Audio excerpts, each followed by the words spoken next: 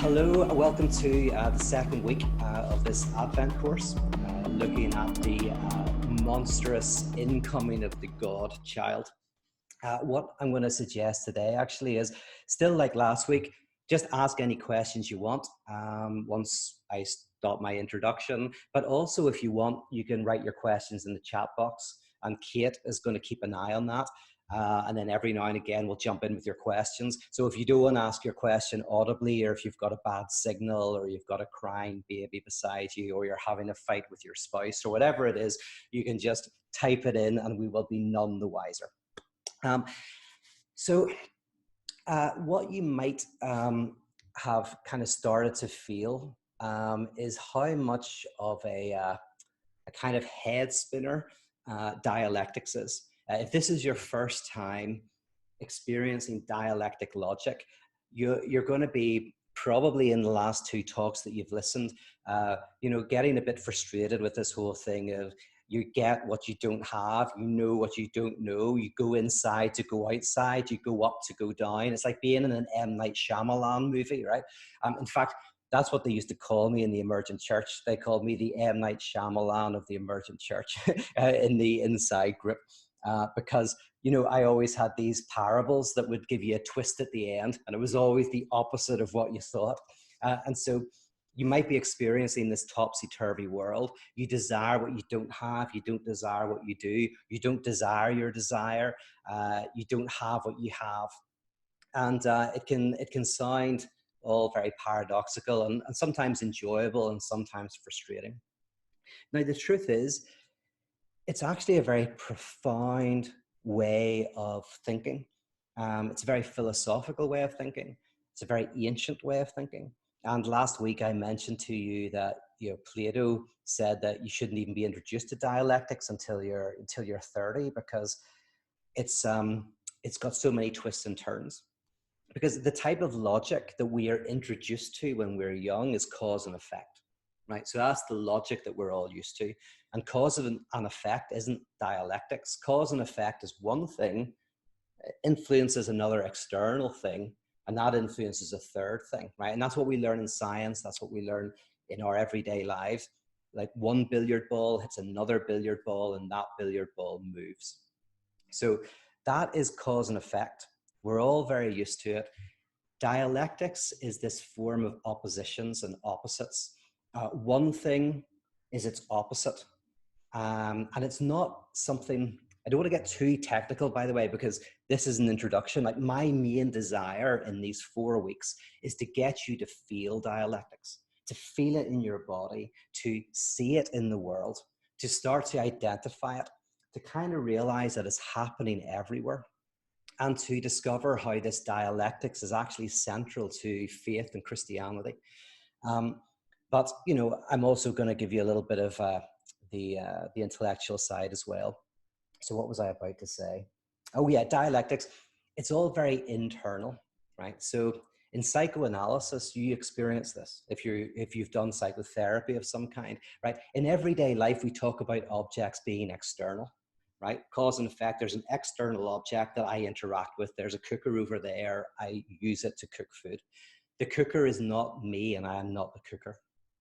But when you go to psychoanalysis, they talk about objects, but the term object doesn't mean something that's external to you. It means something that is internal to you, and yet you experience as external, as an opposition. So for example, when they talk about your mother or your father as an object in object relations psychoanalysis, they don't mean your real father or mother externally to you. They mean the internal mother or father who is experienced as external to you, right? The one you're always rebelling against, even if they're dead, right? The one that you're never going to get that job because you're never going to look after yourself because somehow you're protesting against your mother who wanted you to look after for yourself or whatever. And you don't even realize it, but you discover that you're either trying to please someone or you're trying to rebel against someone, but that someone is inside you. But they're inside you, but also in opposition to you. And so dialectically, you discover this opposite. And then you realize that opposite is me. but that is me in some sort of external way. So that's a type of dialectics, right? And if you've done, as I say, any form of psychotherapy, you'll understand this, that the objects you're dealing with are objects that are part of you, that are opposite from you, and that you're having to try to reconcile yourself with. So I don't know if that clarifies things or not, but if you've done, as I say, psychotherapy, psychoanalysis, you will have experienced it firsthand. And that's what dialectics is. It's this kind of oppositions that you realize what you're opposed to is part of you. And as you work through the contradiction, it becomes something else. I think last week I talked about symptoms as a type of contradiction that's within you, and you work through it. Okay, so this course is primarily there to help you feel it. Just like you see, gravity is everywhere, but you don't really see it. It took someone like Newton to actually go, why does an apple fall, right? That's a very bizarre thing. What we're doing here is very gradually you're going, oh, yeah, things are their opposites and intertwined, and these dialectic movements are happening. And Christianity, at its very core, expresses something of this in its central image of the incarnation and actually of the crucifixion. I might do another course on this in Easter as well and look at it in a slightly different way. So this week, I introduced some of the work of Simone Weil. And Simone Weil is fascinating. She's a fascinating figure. I might actually put up some links. In fact, I will. I'll put up some links on the website this week to some podcasts that talk about her life, because she was fascinating. She suffered very profoundly, like very profoundly. She experienced the too muchness of life. Like things were overwhelming for her. She experienced the suffering of everyone around her. And, you know, it expressed itself in eating disorders, and it expressed itself in just a profound suffering. But she lived this life. Like she wouldn't eat whenever people on the front line, soldiers, didn't have access to food. She worked among the working classes. She was part of the resistance, but she was a bit of a mess. So like she wanted to fight with the resistance, and she wanted to, you know, take the most dangerous missions that you could take. But she wasn't very good with a gun and stuff like that. So they had to kind of keep her away from the missions. But like basically she had a bit of a death wish. She had a slightly psychotic structure. So that allowed, which one of the things about a psychotic structure is you feel too much, this too muchness of the world. You feel the suffering of the other. You don't feel it as a metaphor. You feel it literally in your body. And she was one of the most brilliant thinkers in France. She was friends with, Simone de Beauvoir and Jean-Paul Sartre, and all these various intellectuals knew her. And she was one of the smartest of them all. But she didn't write very much. She wrote some stuff on politics and some stuff on mysticism. But she had this deep faith. And so what I wanted to do today is just introduce, she's a very difficult thinker, and she writes in fragments. So I wanted to introduce one of her difficult thoughts, but really try to make it understandable in light of this logic of the incarnation. And it's in this story that you heard, Aesop's Fable. And as you listen to it, you know that this guy both has the treasure and doesn't have the treasure. And somehow the miser is the one who is able to, in both having and not having, have some sort of satisfaction, experience some sort of pleasure. And so Simone Weil uses this to talk about how faith is the ultimate version of this. Like the problem for the miser is the miser's treasure is too unstable. The miser could take it and use it, and then that's going to be boring. The miser buys a nice house, the miser buys a nice car, gets the new iPhone, but then doesn't have that excessive pleasure of every week going down to the bottom of the garden and counting the treasure, you know, like a dragon who has a treasure that can never be used, right? Kind of in a way, I suppose a dragon is a type of miser, because what does a dragon do with treasure, you know, except for sleep on it? So he could use it, and that would be a disaster. Or the miser could get the treasure stolen, and that's a disaster. So Simone Weil uses this as a metaphor to talk about the word God and what is going on in the name of God. What is this event of God? Now, Simone Weil isn't interested in the existence of God or the inexistence of God. And she very brilliantly and very dialectically shows that there is atheism and theism and atheism. And she is one of the figures that we look at in my Atheism for Lent course, because she beautifully shows how theism, the naming of God, when you say, I believe X, Y, and Z, is always at its height accompanied by atheism, which is, yeah, but not the way I understand it. So God is love. That's a nomination. To nominate, to name, that's a theism. That's a belief. God is love. And then there's the denomination, the atheism, which is, but not the way I understand love. Because the way I understand love is from Northern Ireland, the end of the 20th century, in relation to my family, and in the good of my family, and the bad of my family, and the good of myself, and the bad of myself. So immediately I denominate what I nominate. I say something of God, with one hand I give, and with the other hand I take away. And there's a really beautiful, really powerful Christian philosopher and mystic called Jean-Luc Marion. And Marion talks about then nomination and denomination. The mystics are always nominating with one hand and denominating with the other. And I like the fact that churches are called denominations, because you could actually see the community of believers as precisely the people who are denominating, protecting the name, not falling into idolatry, where we have, right? So already Simone Weil, in her work, has this profoundly, often very difficult at first, dialectic that's dancing between supposed opposites. And so in relation to God and desire, so last week we looked at knowledge, this week it's all about desire. She talks about how our desire is much more complicated than we think. Right? On a day-to-day level, you heard me speak about it. I won't cover everything I spoke about, but ultimately, I desire things because they're challenging. The challenge actually makes me desire them more. Right? I want to climb Everest because partly, I don't realize it, but it's actually the work, the struggle, the learning, the going to the place to climb, all of the things that I have to discover, all of the people I meet, all of that adds to the difficulty, saving up money to go, find the danger.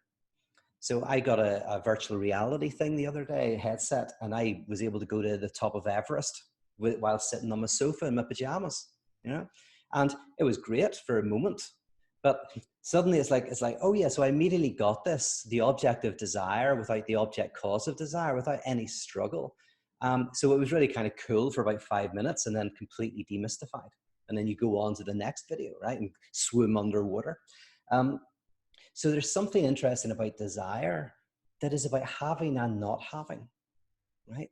We all feel it, we all know it. And that's the beautiful thing about loving people, is people are there and also still to arrive, right? So everyone we know is like the TARDIS in Doctor Who.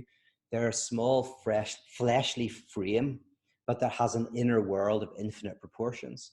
So there is a sense in which when we love people, we love who they are and also who they aren't. And here's a funny thing about who they aren't, right? Who you aren't is different from who I aren't. Right? In that, and this is, Hegel calls this a determinate negation, is that everybody's not being is different because it's kind of determined by who you are. An example would be, this is a different analogy, but we all have ghosts. We all have people we've hurt and we've lost and we've been hurt by, right? People who are present and absent, right? They're absent because we don't think about them, but they're present in us. Like if they walk through the door, your heart would stop, right? So they are a ghost. A ghost is just a presence of an absence. So we all have ghosts, people who remain present to us even maybe though they're absent to our consciousness, or haunt us in some sort of way. But my absences, my ghosts are different from your ghosts, right? Because I've had different life history, met different people. So we all have ghosts. We all have these absences, but they're all different, right? So there's this interesting way in which, the who your child isn't is different from who the other person's child isn't, right? What they could become, their potentiality, their otherness is shaped by who they are. This again is another experience of dialectics, right? If you feel it, you go, oh yeah, when my child both is someone and is also becoming someone. And who they're becoming, their lack, because they're not that, right? They're not what they're becoming, right? So, but what they aren't is different from my next door neighbor's kid. Terrible little kid, you know, it's becoming something else that's awful, right? Or whatever, but it's a different type of lack, a different type of nothingness. And they're intertwined. Being and nothingness are intertwined. So Simone Weil is saying desire has this function, and the miser is a kind of an example of someone who in some very primitive way understands this, and they've created this quantum dimension to their desire. They have the treasure and they don't have the treasure. And then Simone Weil says, basically, there's this beautiful tradition of faith that has written so poetically and precisely about a type of presence that is absence. You know, God as the one that you cannot run to or run from, that is there and not there, that can be grasped and not grasped. There's something about the object of faith that is within us and outside of us, that is part of us and not part of us. That, right? So automatically you're outside of what I said at the beginning, cause and effect, where things are outside of you. Right? Faith has always had a very complex language to try to describe a reality that is not me and not me. Right? And any of you who do theology know there are terms like panentheism, you know, which is a way of trying to describe this, but there's lots of different ways to describe it. And so Simone Weil just comes along, and it's quite beautiful. She says, it doesn't matter whether you believe in God or not.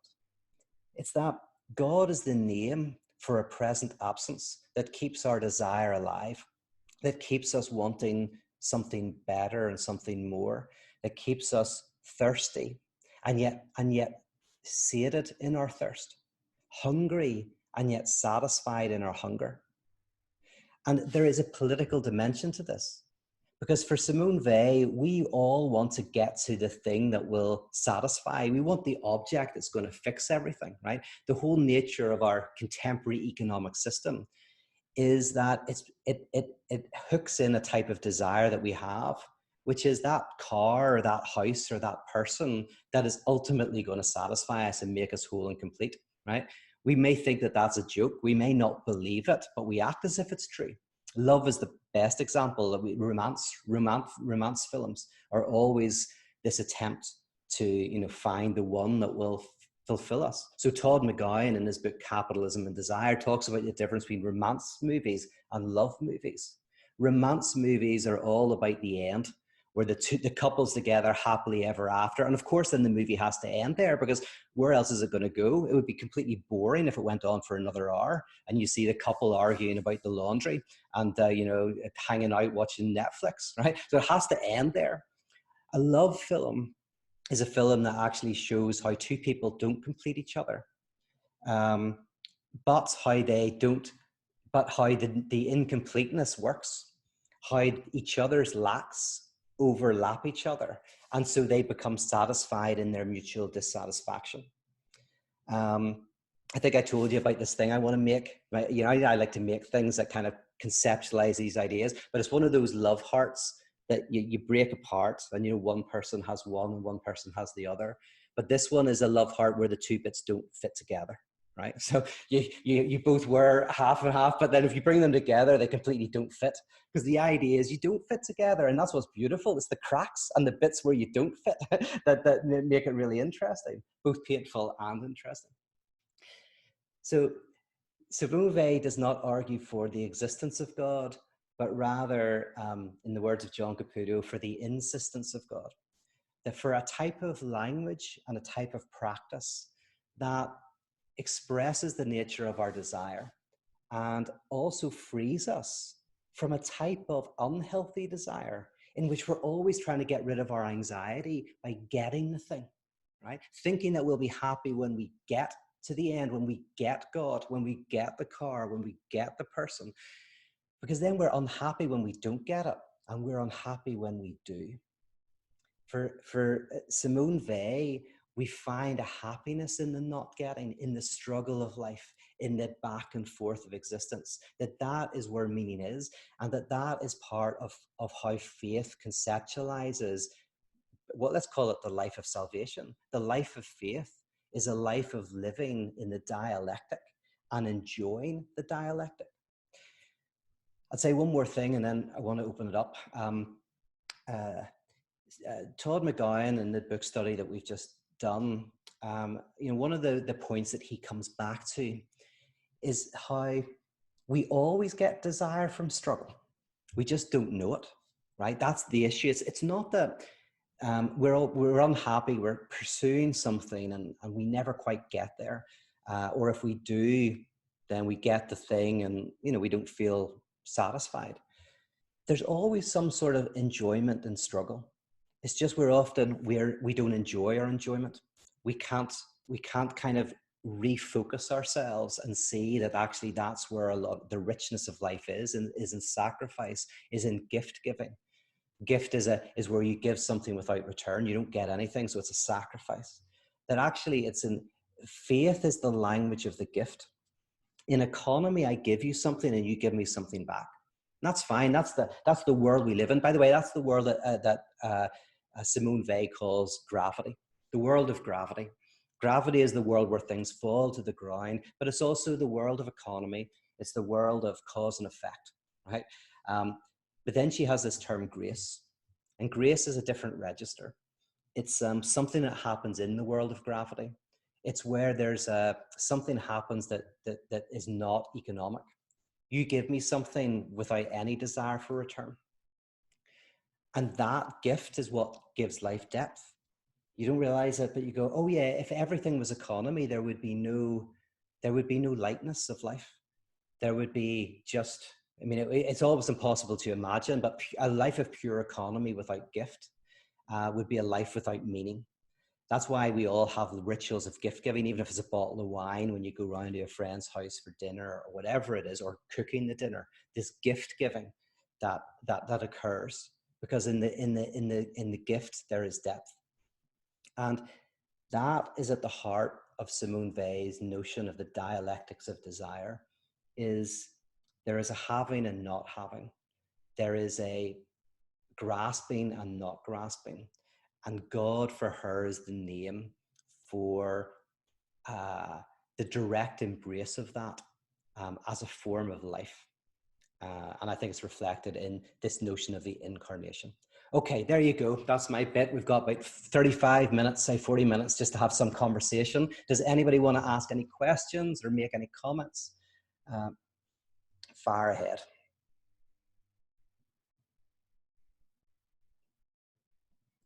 I'll jump in really quickly. So Pete, I'm thinking about like the ways in which we might be able to approach like a dialectics of faith that does still retain, not for me personally, I'm just saying, I think for some it might be helpful to be able to retain some element of existence or non-existence of God while also entering into the dialectic. And I'm reminded of Bonhoeffer when he was writing his letters from prison, and how he talked about, and I'm not saying Bonhoeffer is going where I'm going, but I'm saying, Bonhoeffer said something like, the God who is for us necessarily needs to abandon us, in a sense, right? Like he could in a sense continue to exist, but he needs to exist for us as this absence, right? And so there is, this dialectical, again, this like movement, right, where our faith in this God is a faith in a God who is experienced in a profound way as absent. But even within that kind of, within that thought, right, there's a potential to retain some element of an existing God. And so I think like maybe that's like a helpful kind of stepping stone maybe for some folks, right, that are like new to the dialectical way of thinking through faith. Yes, no, that's very good. And Bonhoeffer is a great example of it. Bonhoeffer both, to all intents and purposes, believed in a God, in a traditional being form of some kind. And also, as you say, completely embraced this form, was basically, definitely his letters and papers from prison, was articulating this this this other idea of the object. So two things very quickly. One is, yeah, we're actually going to do Bonhoeffer next week, so we'll dive more into him. But yeah, and by the way, anecdotally, you'll have heard me say this before, but supposedly Thomas Altizer killed Paul Tillich.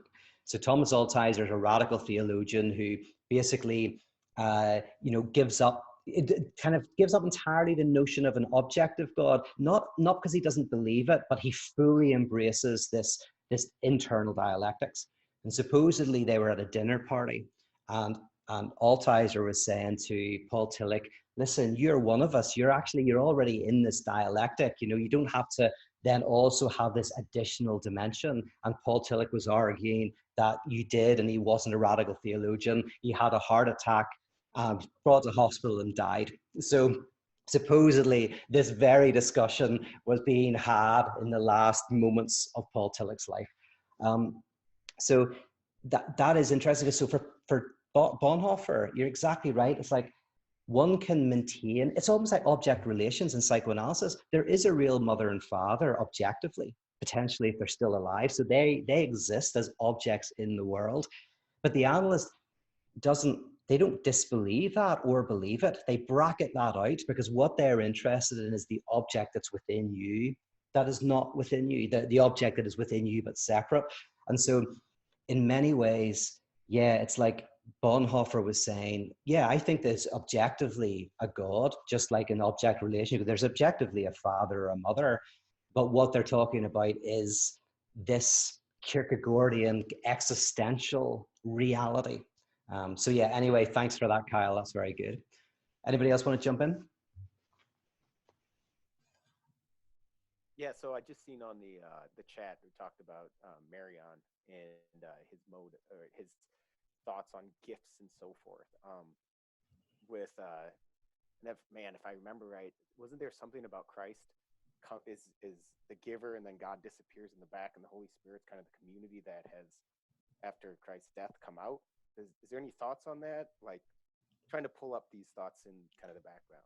Yeah, unfortunately you're very low. Your audio is very low, but I think I caught most of that. You were asking, yeah, Jean-Luc Marion has this notion of the gift, that the gift is what is central, and the giver is. Do you want to say? Can you say it again? Sorry, I'm going to turn my volume up as well. Yeah, sorry. Here. There you go. I can hear you better now.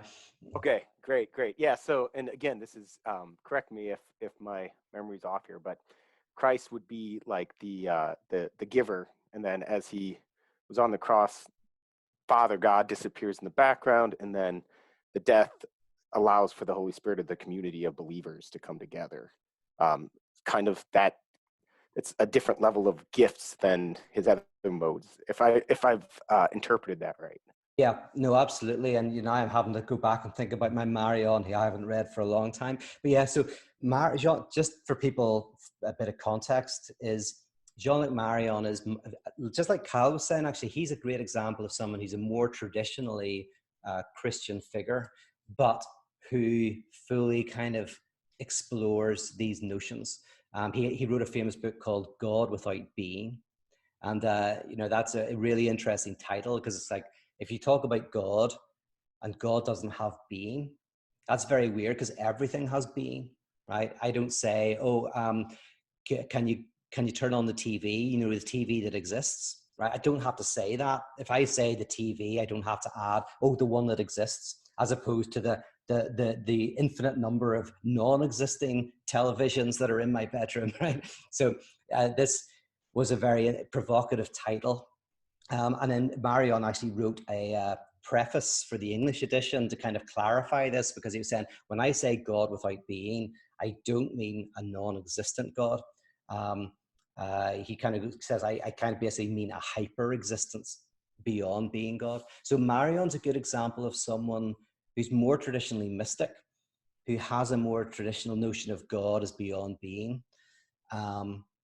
And I don't know if I think probably that's quite similar to Simone Weil. Anyway, I was just kind of giving a bit of context to Marion, but yeah, it's been a while since I've read his stuff on gifts, so I can't say anything too profound on it. But do you want to come back on that at all, or say anything about this Marion's notion of gift, or how can our Simone Weil? No, I saw it come up in the chat, so I was like, oh yeah, that's kind of, I was kind of thinking about that a little bit as you were talking about the gift. And when I saw that come up in the chat, I was like, maybe we can jump into that a little bit. And maybe Kyle, if you have something, any thoughts on that too.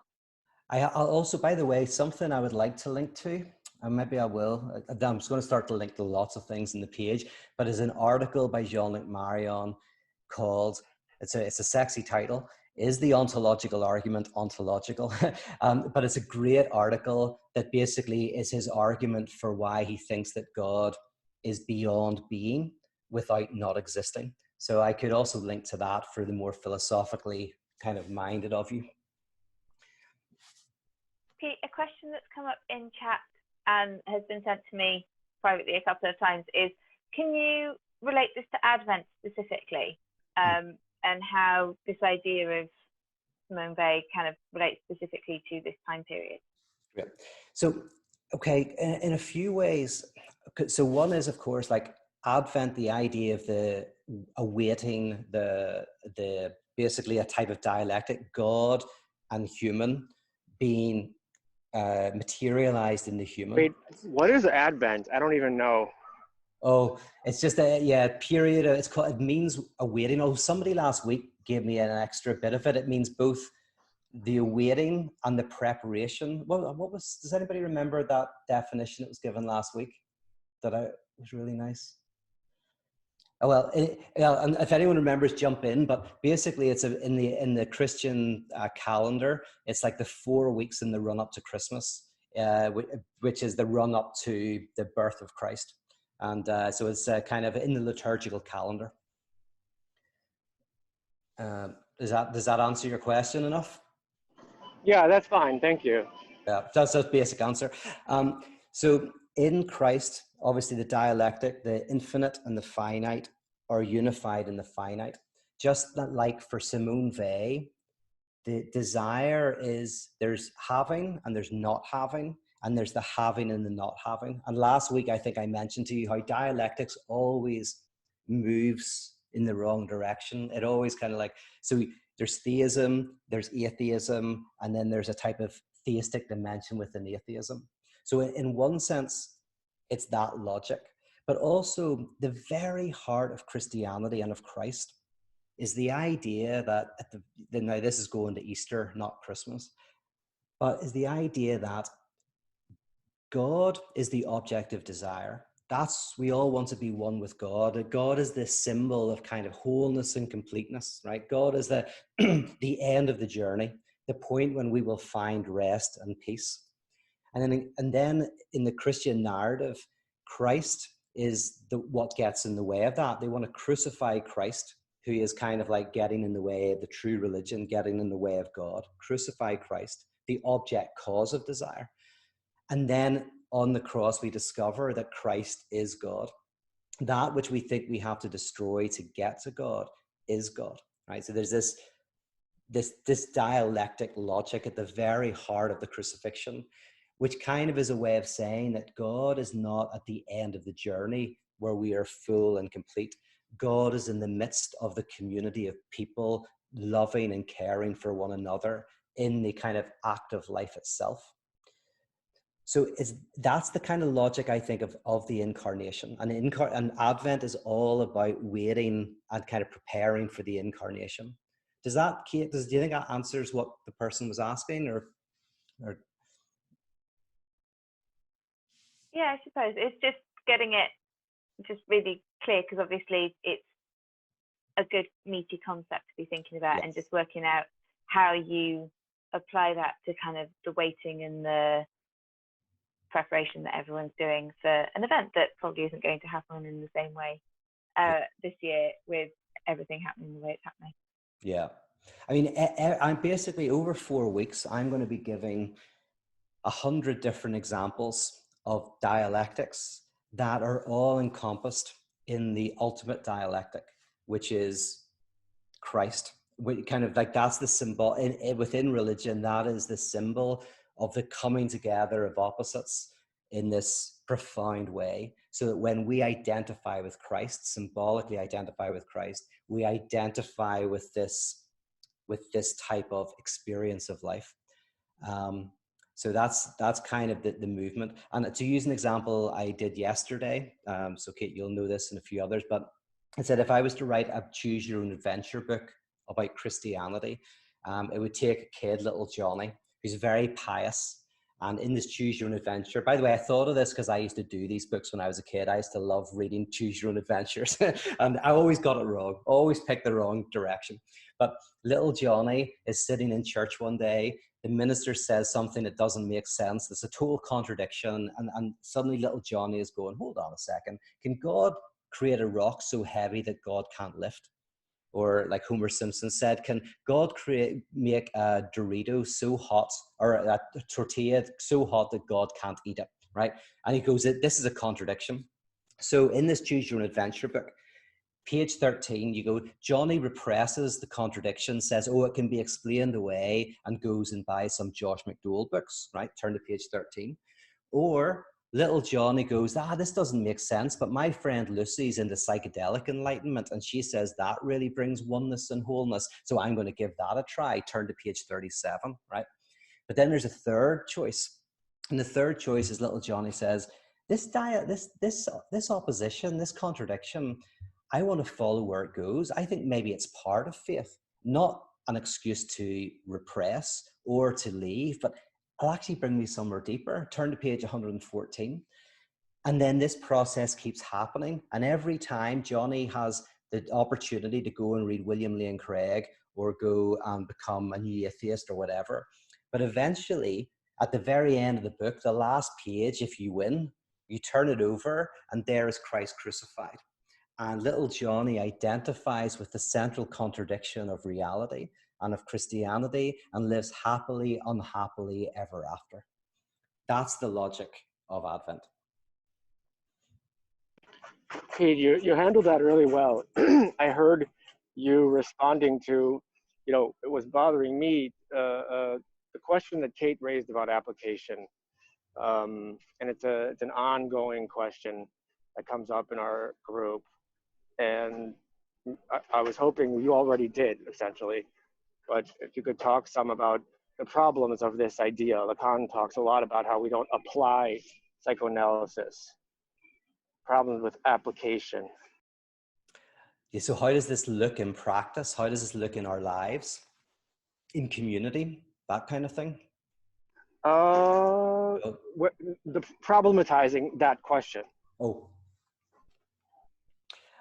What do you mean problematizing that question? Sorry. Meaning, in the answer you just gave about the choose your own adventure, you started to go in the direction, of that constantly asking what's the right answer, or how is this going to fix this, going to fix that. It's a symptom, essentially a cultural symptom. We're always wanting to know, but Peter, what does this have to do with the title of the talk? Oh yeah, okay, yeah. Yes.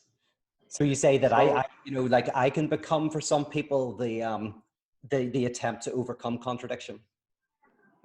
Yes, so there has to be a constant problematizing of that logic wherever it shows up. Was that what you're saying? Well, I was just hoping that you could talk about this idea of the inner and the surface, or it's a very important. I guess we can get back to it later. That we're doing theology. We're not applying theology to Advent, for example. Very good. Yes. I think I see what you're saying. So yeah, is that a comment, or is there a question part of it, or will we move on and see where it goes? Yeah, I was hoping it was something you could think about. Does anybody else want to jump in on that or anything else? I'll just jump in on another thing that's problematizing, is that I keep coming to like this miser's parable story. I've heard it so many times, and the first few times, right? Like I got the the gestalt that you're kind of getting at, Peter. And then this time, for some reason, it was like I lost that, like, that pull of meaning, and I was like, wait, it's a miser. Yeah. You know, like, so is it, so like, you know, is there a not, because there's still in the story, if it's just what's kind of being changed is the treasure, like the nature of the treasure becoming something that you can't lose. And then so suddenly, then that obsession of the miser, week by week, coming back, counting, is like, becomes like a safe obsession, because that it's like changing that thing that can never be lost. But then it's like, well, what would happen if you changed something else in the story? Like, what if the miser is no longer a miser? What would that look like? It probably wouldn't look like never like spending or acting like you could do anything with that like thing that you're obsessing over. Or like, what would happen if you took away the counting of it? You know, if you took away the practice of kind of continually coming at it. Anyway, it was just this week, for some reason I heard it. I'm like, oh, okay. I'm just, yeah, probably it was another thing that I was problematizing. And yeah, anyway. no, totally. And the article, there's an article I linked to on the webpage where it talks about this, but what the article does is it compares and contrasts Simone Weil and Lacan. And so it starts with Simone Weil's notion of the miser, and which Lacan really liked. Lacan really liked Simone Weil, used her, but ultimately came to thinking it wasn't the right analogy. And his analogy was courtly love. And that's why actually in the talk I mentioned courtly love, although I mentioned them as side by side because there's lots of similarities. Courtly love, I think, has a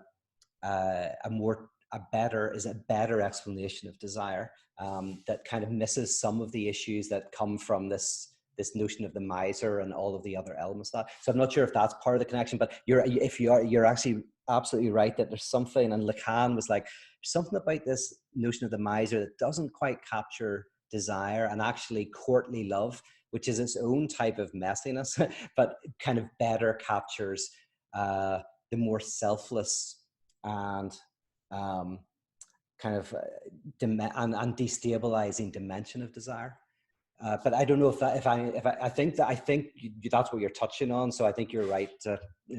Go ahead. Yeah, that makes sense. Yeah, because then there is more actions in terms of that, the courtly love kind of metaphor. Yeah.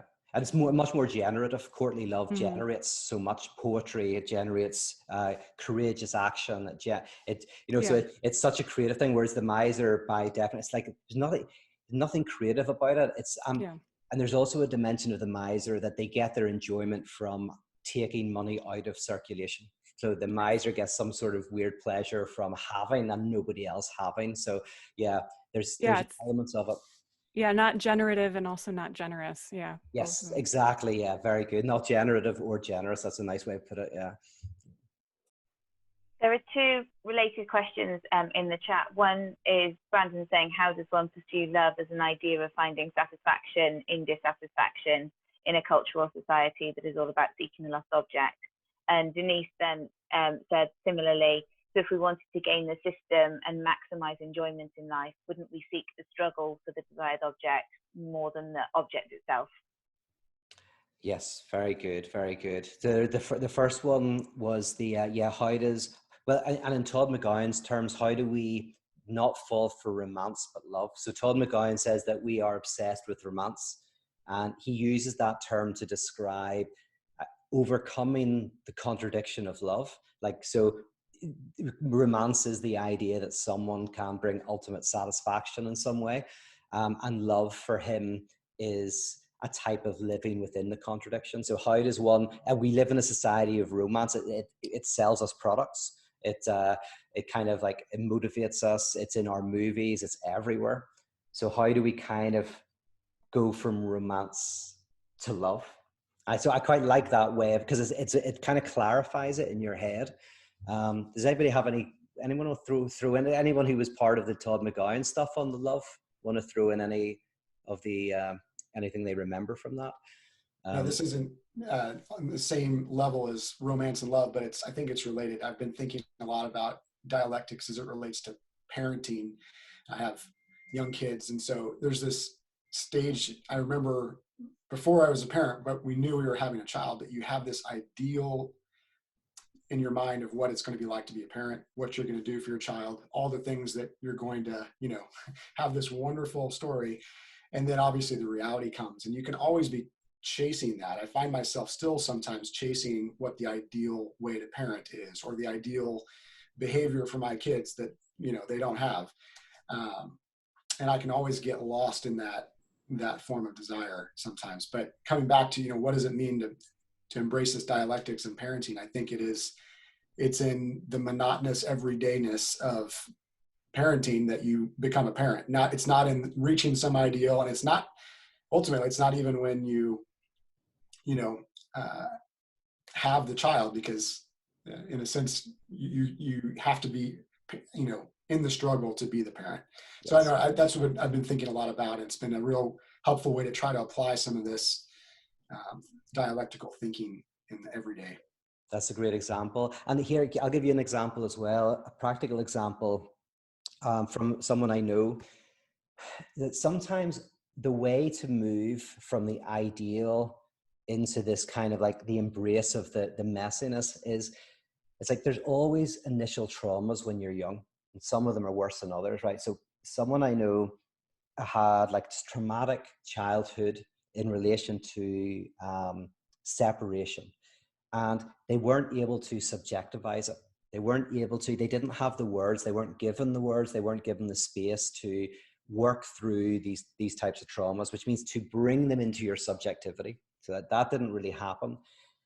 So for years in their adult life, anytime a relationship broke down or something didn't work, it wasn't just the pain of this isn't working. There was a fear of the reliving of this childhood trauma that had never been subjectivized. So there was a sense in which that person, their whole being, was going to be destroyed.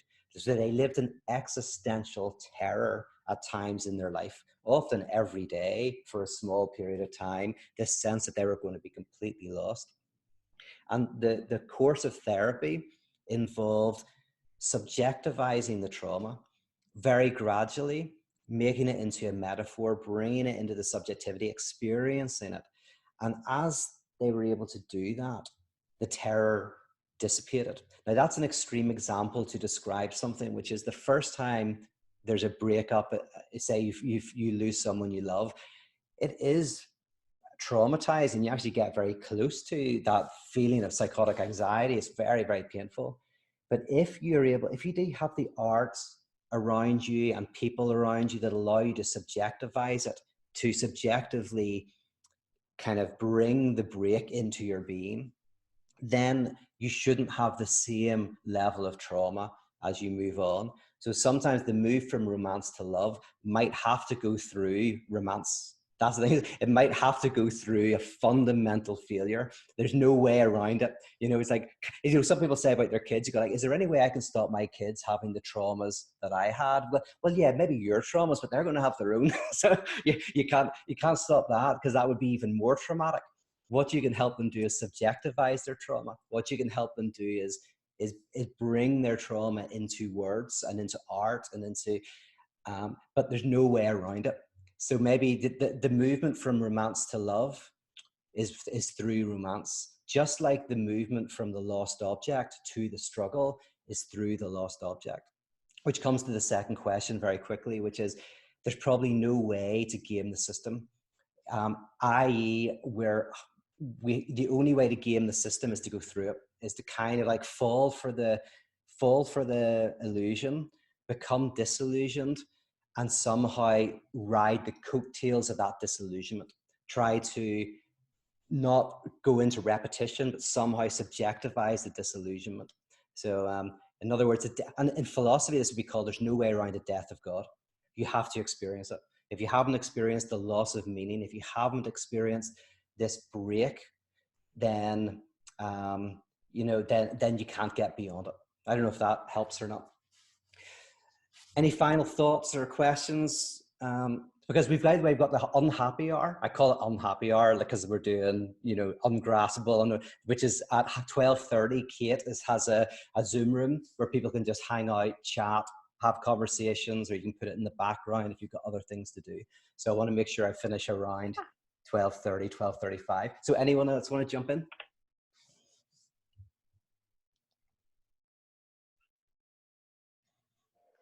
Well, I just want to say that after last week's anxiety, you have brought it right back today. Thank you. My work is done. I think you succeeded. This is a lot of, this is really good stuff. It brings a lot of things to ponder.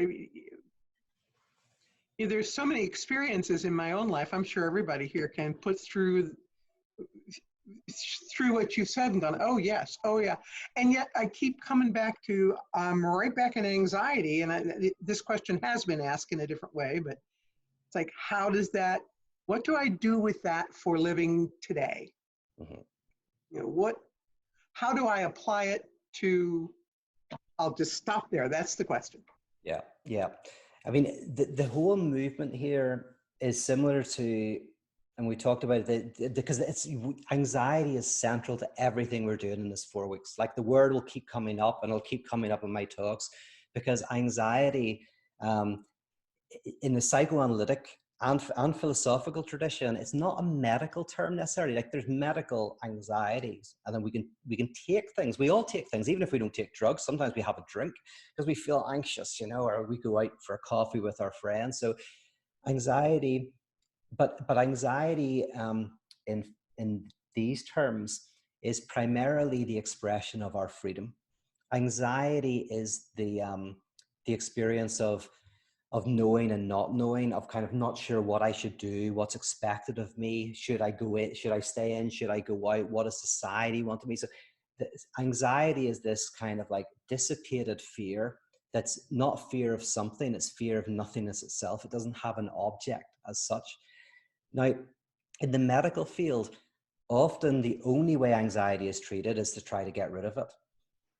Kierkegaard says, well, no, your anxiety is actually telling you something, and you have to actually have space for it in your life. You have to find a way to let it speak, to let it be, to not be anxious about your anxiety.